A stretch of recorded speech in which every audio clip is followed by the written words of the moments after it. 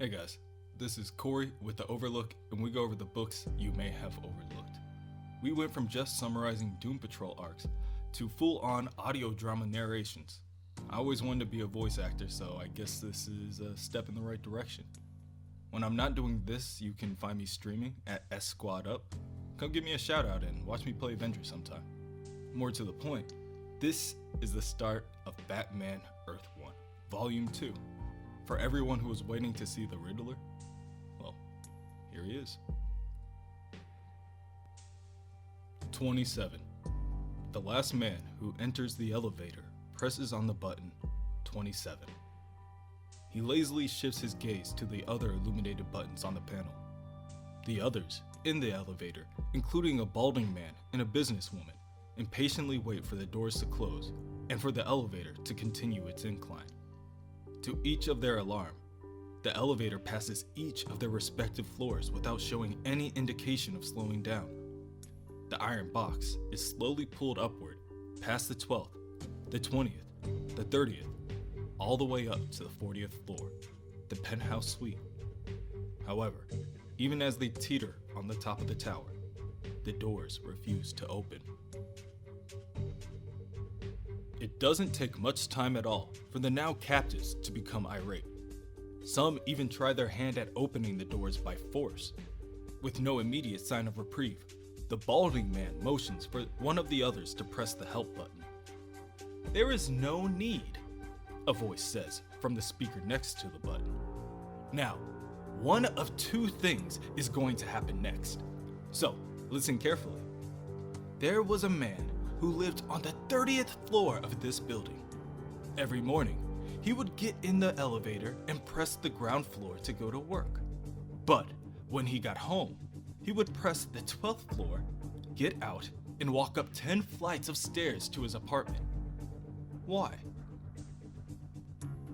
The balding man becomes even more irate and asks, "What are you talking about? Stop goofing off and open the damn doors." The voice behind the speaker does not even acknowledge their words. Answer correctly, and the doors will open. Answer incorrectly, and you all fall 40 floors. The balding man quickly turns back and struggles to open the door while the others in the elevator begin to panic. "Not even a guess?" the voice asks. The elevator was broken?" the businesswoman suggests. "Oh, what kind of riddle would that be?" The correct answer: "He wasn't tall enough to reach the 30th button, Clarissa." The businesswoman, Clarissa, freezes in shock before she asks the voice how they know her name. And when the voice doesn't answer, she screams out the question, "Who are you?" before a C4 charge strapped within the elevator shaft explodes and snaps the cable holding the metal box, causing it to plummet towards the ground. The captives each begin to collapse and fall to the floor from the sheer force of gravity, and in a desperate attempt to slow their decline, the balding man reaches for the buttons on the wall. But as he too falls to the floor beneath his feet, he finds that he is just barely out of reach. "Bad guess," says the voice behind the speaker, just as the elevator crashes at the bottom of the shaft. Gotham. It was a city where people used to keep their mouths shut. A city where cops looked the other way. A city that belonged to the scum of the earth until he came, the Batman. The name that petty criminals, especially the superstitious kind, are afraid to say. They say, once you utter his name, it pulls his evil towards you, and he might even appear out of the shadows, like in some old horror movie. Or maybe like something worse, because the Batman's real. On this night, Batman finds himself chasing down another crook across the city rooftops. This time, he is not winded. This time, he does not need the aid of a broken tool. This time, he is fully engaged, focused, and prepared. When the man Batman is chasing jumps from one roof to the other, he is barely able to grab onto the ledge. The man quickly scrambles to pull himself over to the other side. Panting and quite exhausted, the man turns to look over his shoulder, and to his own bewilderment, he sees the Batman is still right behind him. Batman lunges from one roof to the next and uses the full momentum from the leap to strike the man full force on the side of his head. The man collapses on the floor and Batman takes his time to stand to his feet. He only quickens his step due to the nudging from a voice in his earpiece. Get back on your feet, Bruce. His friends are still on theirs. Batman looks up and sees 4 more men running towards him, some of them reaching for weapons of their own. Take the one in the front first. Hit them hard. Make every blow count. I know what to do, Batman grunts. The armed men open fire on Batman, and he uses his cape to shield their view before ducking low, bridging the gap and slamming his palm into the nose of one of his aggressors. He then knocks the gun out of another's hand and uses his gauntlets to slice open a third's mouth. Batman then turns his attention to the last. A man, terrified, now begins to beg Batman to spare him, to do anything but drink his blood. In his terror, the man kicks outward, attempting to stop Batman's advance. He misses and kicks back one of his own friends instead. The man who was kicked, a blonde man, loses his balance and stumbles backwards before tripping over the ledge of the building. Batman sees this and sprints over and grabs the man's arm before he begins his descent to the ground. The man, now thankful, looks back at Batman but is instantly greeted by a right hook to the face. What the hell are you doing? The voice asks. I couldn't let him fall. You couldn't let him fall? Know what I call one less drug pusher in Gotham? Progress. You're funny. I'm not the bloke dressed up like a bat. It's not as frightening as you think. You really want to scare the scum of Gotham? Leaving behind a body or two will do it.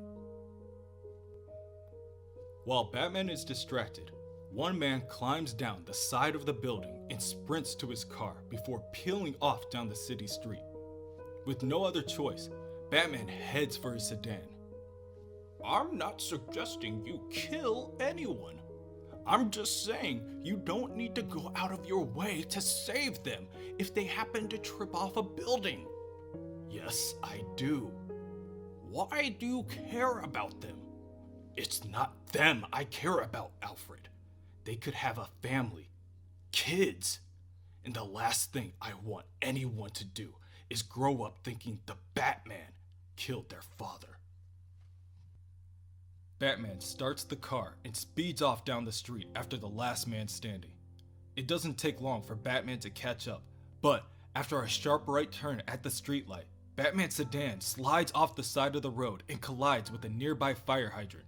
The force of the initial collision causes the car to spin out and crash into a nearby pizza-faced carrier van. Smoke begins to rise from the grille of his vehicle, and Batman watches as the criminal's car skirts off into the distance and out of view. Bruce, are you alright? Batman takes a chance to lower his cowl and tells Alfred, I'm gonna need a faster car. The police are here to pick up the others. And they'll probably be back on the streets by sunrise, thanks to Harvey Dent.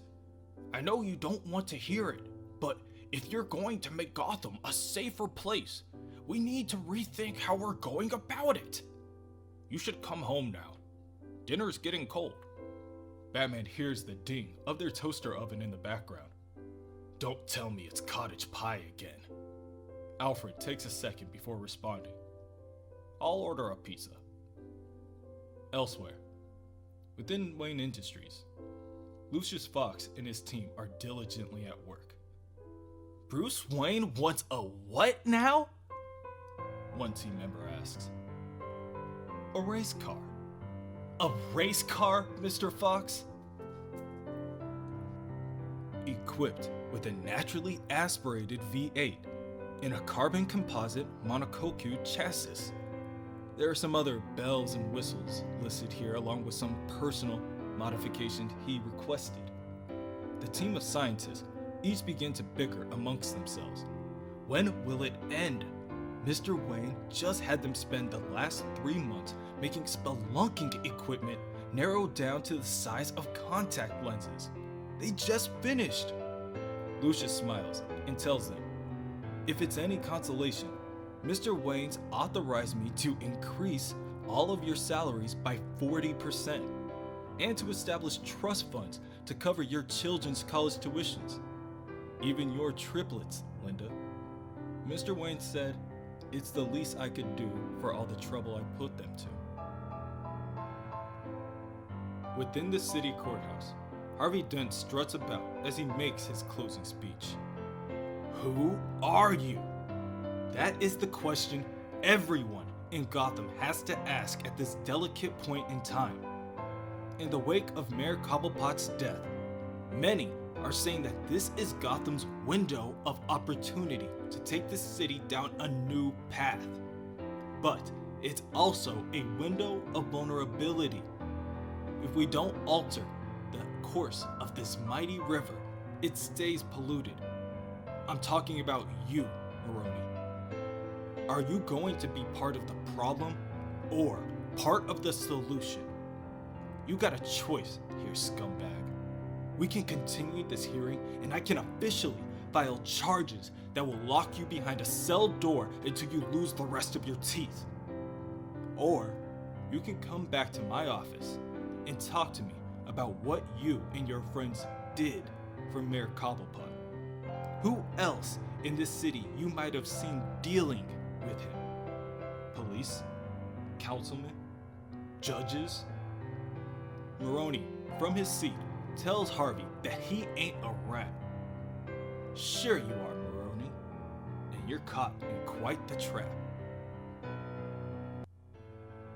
In a dimly lit bar, Harvey Bullock looks down at his empty glass and refills it. He tunes out everything but the nearby TV.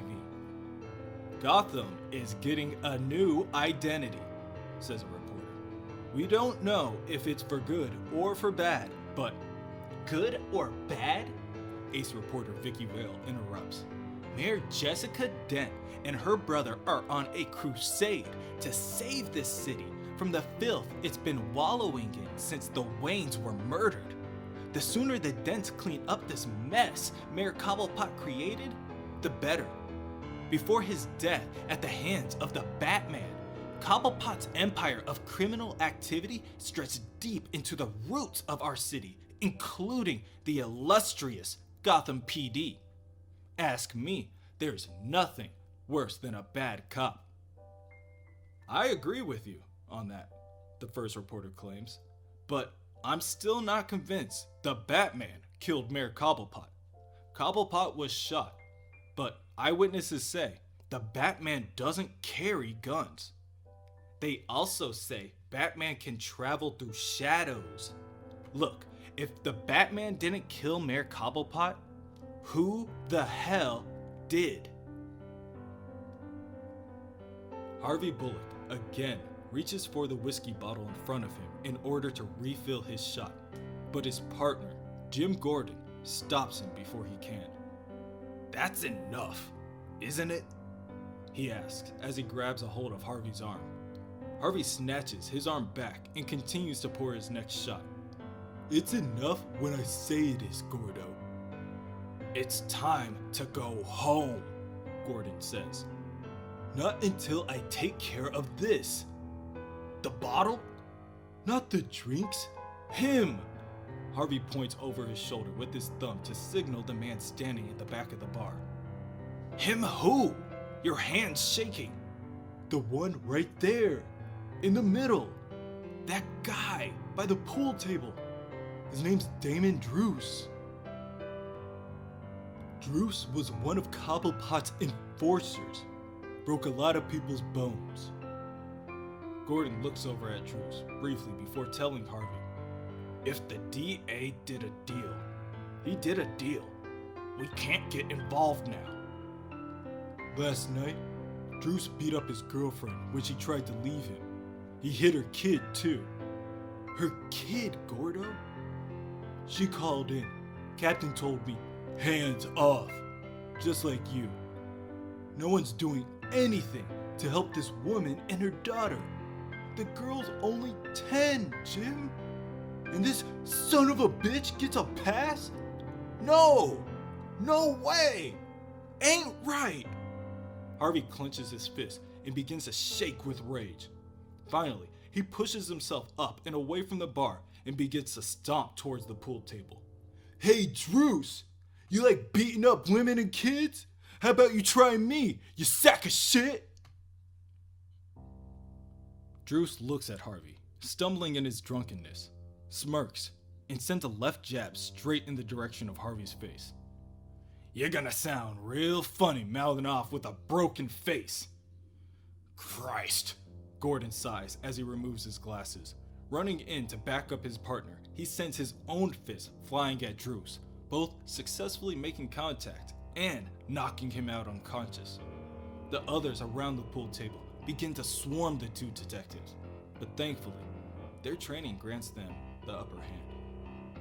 After the altercation, Gordon and Bullock both handcuff the multiple men to the side of the bar. I'm not doing this again, Bullock. Next time, I'm walking the other way. No, you're not. You do what we gotta do in Gotham. Bad cop, remember? Not anymore. We can't lower ourselves to their level like this. We have to be better. When you first came to Gotham, you reminded me of that. You reminded me of what it meant to be a cop again.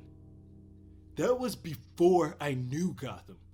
Fresh off the bus, when I still had Hollywood stars in my eyes and palm trees up my ass. You're a mess, Bullock. I just need another drink. You need to go home. I'm staying here. When I'm off duty, I'm off duty. Hell, when I spend my nights doesn't concern you anyway. Nights? Gordon asks before dragging Harvey towards the front of the bar. He pushes the door open and throws his partner on the ground. Harvey looks up and is utterly blinded by the light from the shining sun. It's 10 in the damn morning. You've been on duty for 3 hours, Bullock. For 3 hours, I've been looking for you in every bar in the neighborhood. Jim, Harvey begins as he tries to stand to his feet. I'm sorry. I don't know which way is up anymore. No one in this city does right now. And no one has the easy answer to fix this. But we'll find it. You and I. Gordon, with a saddened look in his eye, attempts to help his partner back to his feet. Look, we've all been through a lot, Harv. But suddenly, Gordon is interrupted by his police intercom. Detective Gordon, Detective Bullock, Captain wants you two over at the Gotham Towers. We got bodies.